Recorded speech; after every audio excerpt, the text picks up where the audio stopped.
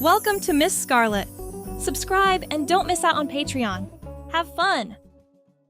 As the dawn lit the room, Camden's phone screeched to life, its digital chirps piercing the silence. He jolted awake, his eyes adjusting to the glare of the screen. It was 8:45 a.m., a time when the world had already begun its daily dance without him. With a groan, he threw back the sheets, his body moving with the urgency of a well-rehearsed routine. His graduate studies in sociology demanded his every waking hour, a relentless commitment that often left him sleep-deprived and rushing through the morning. He leaped towards the bathroom, his tired body rejuvenated by the splash of warm water in the shower. The place reflected his internal state, chaotic, disorganized, and perpetually in transition. Something always felt slightly off, like wearing someone else's clothes that didn't quite fit. Grabbing his backpack, Camden patted his pockets. Phone, wallet, keys. No keys. He dumped the contents of his backpack onto the counter. Notebooks, pens, and crumpled papers spilled out, but no keys. The frantic search continued through couch cushions and under the bed. Nothing. A glance at his phone. 9:10 a.m. Professor Wilson's seminar started in 20 minutes, and it was a 15-minute sprint across campus. Come on, he muttered, lifting couch cushions for the second time. The bathroom counter revealed nothing. The kitchen drawers, empty of anything useful. The dawning realization hit hard. The keys were probably sitting on his desk inside the locked apartment. Camden stepped into the hallway, pulling the door shut behind him. The lock clicked with finality. No! He twisted the doorknob uselessly. The building manager wouldn't be available until afternoon. Professor Wilson accepted no excuses for tardiness, especially not from students already on academic probation. Missing this class wasn't an option. The hallway window at the end of the corridor caught his attention.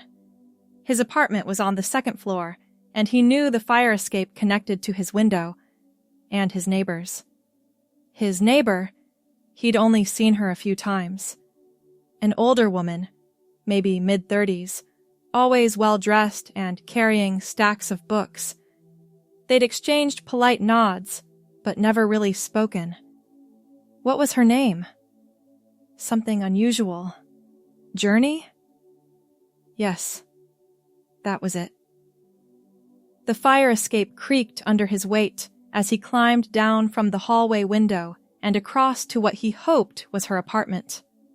The latch on her window was loose, a safety hazard he'd have to mention later, and slid open with minimal effort. Hello? He called, slipping inside. Anyone home? Silence answered. Good. His plan was simple. Cut through her apartment, exit to the hallway, run to class, and deal with his lockout later. But the moment he stepped inside, something shifted in the air around him. Her apartment was the mirror image of his, yet completely different. Organized bookshelves lined the walls. Papers were neatly stacked on a polished desk. The space smelled of lavender and old books, comforting somehow. As he moved toward the door, an open closet caught his eye. Unlike his own closet of jeans and hoodies, hers held a rainbow of fabrics, silks, cottons, wools in every color imaginable. And there, hanging prominently, was a yellow sundress with small white flowers embroidered along the hem. Camden stopped. Time seemed to slow as he stared at the dress. Something inside his chest tightened, a feeling he'd suppressed for years bubbling to the surface. Before he could process what he was doing, his fingers reached out, touching the soft cotton fabric. The dress slipped easily from its hanger. "Just curious," he whispered to himself, the justification sounding hollow even to his own ears. The bathroom mirror reflected a stranger, a lanky graduate student with short brown hair and 3 days of stubble, holding a sunny yellow dress against his chest. The incongruity should have been funny, but instead, something clicked into place. His class forgotten, Camden shed his navy button-down and jeans. The dress slipped over his head, the fabric cool against his skin. It was slightly large in the chest, but otherwise fit surprisingly well, falling just above his knees. The person in the mirror now was different, still unmistakably Camden, but with something unlocked, something true emerging through the simple act of wearing a yellow sundress. "Oh," he breathed, turning slightly to see how the fabric moved. A soft click from the front door froze him in place. "Hello? Is someone in here?" A woman's voice called out. Panic surged through Camden's body, trapped in his neighbor's bathroom, wearing her clothes. There was no explanation that wouldn't sound deranged. I can explain," he called back, voice cracking with fear. The bathroom door opened before he could change back into his own clothes. Journey stood in the doorway, arms full of books, eyes wide with surprise. She was tall and elegant, in a fitted blazer and black slacks, her silver-streaked hair pulled back in a tight bun. Instead of screaming or calling the police, she simply set her books down on the counter. "I think you'd better explain quickly," she said, her voice measured but not angry. Words tumbled out in a panicked stream. "I'm your neighbor, Camden, from 2B. I locked myself out, and I have this important class, and I thought I could cut through. And then I saw... I don't know why I'm so sorry." He gestured helplessly at the yellow dress, shame burning his cheeks. Journey's expression softened, her keen eyes studying him. "You're in Professor Wilson's sociological theory seminar, aren't you? I've seen you in the department." "You know Professor Wilson." "I should. I'm Dr. Journey Prescott, head of gender studies." She leaned against the doorframe. "And I think you've missed your class by now." Camden glanced at his phone. 9:40 a.m. He'd definitely missed it. "I'm sorry about the dress," he mumbled, moving to take it off. "Wait." Journey held up a hand. "Before you change, can I ask you something? How does wearing it make you feel?" The question hung in the air, deceptively simple yet impossibly complex. Like I can breathe," he admitted, the truth surprising even himself. "Like something that's been wrong is finally right." Journey nodded slowly. "I've been teaching gender identity for 15 years. That feeling you're describing, it's worth exploring." "I should go," Camden said, reality crashing back. "I've already invaded your privacy enough." "Sit down." Journey pointed to her living room. "Let's talk. And keep the dress on if you want. I think we have more important things to discuss than your fashion choices or tardiness." Awkwardly, Camden followed her to the living room, the yellow fabric swishing around his legs. He perched on the edge of her sofa, hands fidgeting in his lap. "I should be calling campus security," Journey said, sitting across from him. "Breaking and entering. Theft of personal items." "I wasn't stealing." "I know." She smiled slightly. "I'm trying to understand what's happening here. Have you explored these feelings before?" The question pierced through years of careful avoidance. No, maybe. I don't know. He took a deep breath. Sometimes I buy clothes online, but I always return them unworn. I tell myself it's just curiosity. Journey nodded. And today? Today I got locked out and I was going to be late. And somehow I ended up... He gestured at the yellow dress. Here. Do you think that was really an accident? Journey asked, her voice gentle but probing. Or was it your subconscious creating an opportunity?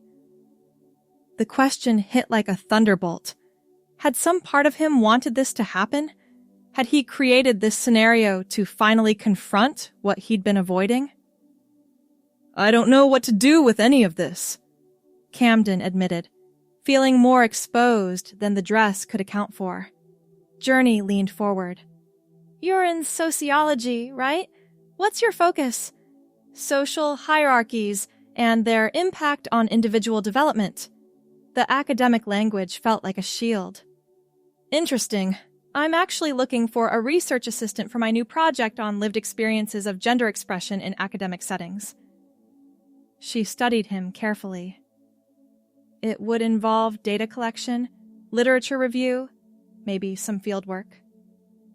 Camden blinked, confused by the sudden change in topic. Are you offering me a job? After finding me breaking into your apartment and wearing your clothes? Journey laughed. I'm offering you an opportunity, both academic and personal. You clearly have some exploring to do, and I can provide a safe environment for that alongside legitimate research experience. Why would you do that for me? Because 15 years ago, someone did it for me. Her eyes held understanding that went beyond academic interest. And because good research assistants are hard to find. The realization that Journey might have gone through similar experiences was both shocking and comforting. Here was someone who might actually understand the confusion that had haunted him for years. What would this job involve, exactly? Literature reviews, interview transcription, some data analysis, and, if you're comfortable, perhaps some autoethnographic elements. She paused. The position also comes with mentorship, both academic and personal. Space to explore who you are without judgment. The offer seemed too perfect, too timely to be real. And Professor Wilson's class? I'm already on academic probation. I'll speak with Janet. We're colleagues. I'll explain you're working with me on an important research project. Journey stood, walking to her desk. But first, I think we need to address the more immediate issue of your locked apartment. The locksmith arrived an hour later. By then, Camden had changed back into his own clothes, the yellow dress carefully returned to its hanger. But something had changed. A door had been opened that couldn't be closed again. 2 weeks later, Camden sat in Journey's office, surrounded by academic journals and interview transcripts. The job as her research assistant had quickly become more than just employment. It was a lifeline. How's the Feinberg summary coming along? Journey asked, looking up from her computer. Almost done. His work on transgender history is fascinating. Camden pushed his brown hair back from his forehead. It had grown longer over the past weeks, a small change he hadn't bothered to correct. Good. We'll need that for the literature review. Journey studied him over her reading glasses. And how's the other exploration going? The other exploration had become their code for Camden's personal journey. Since that day in the yellow dress, Journey had created space for conversations about gender identity, providing books, resources, and most importantly, unconditional support. I bought some clothes, Camden admitted. Nothing fancy. Just a skirt and a couple of tops. They're still in the bag, though. Journey nodded. No rush. Identity exploration isn't a race. After work, Camden returned to his apartment, the shopping bag from the department store still sitting unopened on his bed where he'd left it that morning. Inside was a simple black skirt, a burgundy blouse, and a soft cardigan in cream. Nothing flashy, nothing that screamed for attention. Just clothes that had called to him from the rack. With trembling fingers, he finally opened the bag and laid the items on his bed. So different from his usual wardrobe of functional, forgettable men's clothes. The skirt slid on first, fitting snugly at his waist. Then the burgundy blouse, the fabric draping in a way his button-downs never did. Finally, the cream cardigan, soft against his arms. The mirror showed someone emerging, someone with Camden's brown eyes and hair, but with something new shining through, a truth that had been buried for years. That night, for the first time, he typed the word transgender into his personal search bar, not as a researcher, but as someone seeking answers about himself. 1 month turned into 2. Spring warmed into summer. Camden's hair continued to grow, now brushing his collar in soft brown waves. Small changes accumulated. Nail polish on weekends, a more conscientious skincare routine, subtle adjustments to his walk and stance. Journey noticed everything but pushed nothing, allowing each change to unfold naturally. Their research progressed alongside Camden's personal evolution, each informing the other in unexpected ways. We've been invited to present at the Pacific Sociological Association Conference, Journey announced one afternoon. Our preliminary findings on gender expression in academic spaces are gaining attention. That's amazing, Camden replied, looking up from his computer. When is it? 3 months from now, in San Francisco. Journey studied him carefully. It would be a good opportunity for you to present your portion of the research, and perhaps a chance to explore more publicly, if you're ready. The implication was clear. San Francisco, away from their university, offered a safe space to live more authentically. I don't know if I'm ready for that, Camden admitted. 3 months is a long time, Journey responded, and readiness sometimes only comes through action. That evening, Camden stood in his bathroom, staring at his reflection. The person looking back was caught between worlds. Hair longer but still masculine, features softening slightly from the hormone treatments he'd started a few weeks ago, clothing an ambiguous mix of styles.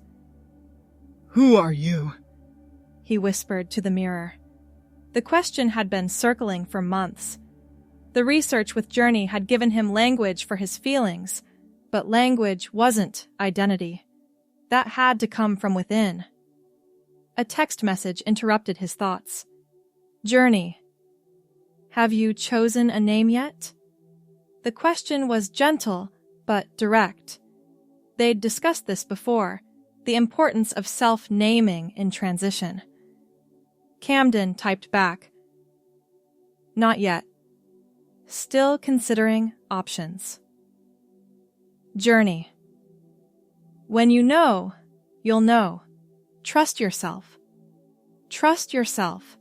Easier said than done when your self was in transition, reforming like clay on a potter's wheel. But lying in bed that night, a name floated to the surface of his consciousness. Kendra. Close enough to his birth name to feel connected to his past, different enough to signal the change. Kendra. He whispered it into the darkness, testing how it felt on his tongue. My name is Kendra. Something settled inside him, a piece clicking into place. Kendra, Journey repeated, smiling. It suits you. They were sitting in Journey's office, the summer sun streaming through the windows. Camden, now Kendra, had arrived wearing a simple sundress in deep green, her brown hair pulled back with a headband. "Thank you," Kendra said, her voice softer than it had been months ago. "It feels right. Names have power," Journey noted. "Claiming yours is significant." The conference was now only 6 weeks away. Their research had developed into a compelling analysis of how gender expression affected academic credibility and authority. Kendra's personal experiences had informed their theoretical framework in ways neither had anticipated.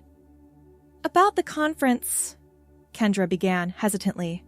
"I've been thinking, I want to present as myself, as Kendra." Journey's smile widened. "I hoped you might. Your authentic perspective will strengthen our presentation immeasurably. But I'm nervous about how I'll be received. Academic spaces can be traditional." "True," Journey acknowledged. "But our field is evolving, and you won't be alone." The weeks leading up to the conference were filled with preparation, both academic and personal. Kendra worked with Journey on her presentation skills, learning to project her voice without falling back into masculine speech patterns. They practiced potential questions and responses, anticipating challenges from the audience. Alongside the academic preparation came the personal. Kendra needed professional attire appropriate for an academic conference. Journey accompanied her shopping, offering guidance on cuts and styles that would flatter her still-evolving body. "The key is confidence," Journey advised, as Kendra tried on a tailored black pencil skirt. "Wear the clothes. Don't let them wear you." By the end of the shopping trip, Kendra had assembled a professional wardrobe: 3 pencil skirts in black, navy, and charcoal, silk blouses in cream, burgundy, and forest green, a fitted blazer, and sensible heels she could manage without wobbling. Looking at herself in the dressing room mirror in a burgundy silk blouse and black pencil skirt, Kendra barely recognized the person she'd been 6 months ago, the confused graduate student who'd climbed through a window and found himself transformed. "This is really happening," she whispered. Journey squeezed her shoulder. "Yes, it is. And you're ready." The Pacific Sociological Association conference bustled with activity. Academics from across the country gathered in the San Francisco hotel, clustering in groups to discuss research and reconnect with colleagues. In their hotel room, Kendra stood before the mirror, making final adjustments to her outfit. A charcoal pencil skirt paired with the cream silk blouse, her brown hair now falling past her shoulders in soft waves. The hormones had subtly reshaped her features, softening her jawline and giving her skin a smoother texture. "How do I look?" she asked Journey, who was reviewing their presentation notes. Journey looked up, her expression warm with approval. "Completely professional and completely yourself." Their presentation was scheduled for the afternoon session. As they entered the conference room, Kendra felt eyes on her. Curious, evaluating, some supportive, others skeptical. Journey had warned her about this, about being visible in academic spaces as a transgender woman. "Remember," Journey had said, "your very presence challenges established norms. That's uncomfortable for some people, but discomfort drives change." The room filled quickly. Journey began with an overview of their research methodology, then introduced Kendra as her research partner. The moment of truth had arrived. Kendra approached the podium, feeling the weight of every gaze. She took a deep breath, remembering everything Journey had taught her about presence and authority. "Good afternoon," she began, her voice clear and steady. "I'm Kendra Mills, and today we'll be discussing our findings on gender expression and academic authority." The words flowed easily after that, her nervousness fading as she immersed herself in the research they'd spent months developing. She presented data on how gender expression affected student evaluations, colleague interactions, and research credibility. During the Q&A session, a senior professor raised his hand. Your research identifies discrimination against transgender academics, but couldn't personal bias be affecting your interpretation of the data? Kendra met his gaze steadily. All researchers bring perspectives to their work. The question isn't whether bias exists, but whether we acknowledge and account for it. Our methodology includes extensive peer review and triangulation of data sources precisely to address this concern. Journey gave her an approving nod. Months ago, such a challenge might have derailed her. Now she handled it with professional confidence. After the presentation, several attendees approached with questions and comments. Many were supportive, praising the research and methodology. Others were clearly uncomfortable but engaged nonetheless. One young professor lingered until the others had gone. "Thank you," she said quietly to Kendra. "I've been considering transition for years, but feared it would end my academic career. Seeing you here today, it matters." Those words echoed in Kendra's mind that evening as she and Journey celebrated over dinner at a small restaurant near the bay. "You did beautifully today," Journey said, raising her glass in a toast. "Not just academically, but personally. You owned that room." Kendra smiled, feeling a contentment she'd never known before. "I couldn't have done it without you. Finding me that day in your apartment. It changed everything." "No," Journey corrected gently.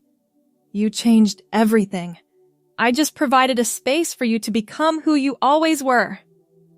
The restaurant lights reflected off the water beyond the window, creating patterns of light and dark.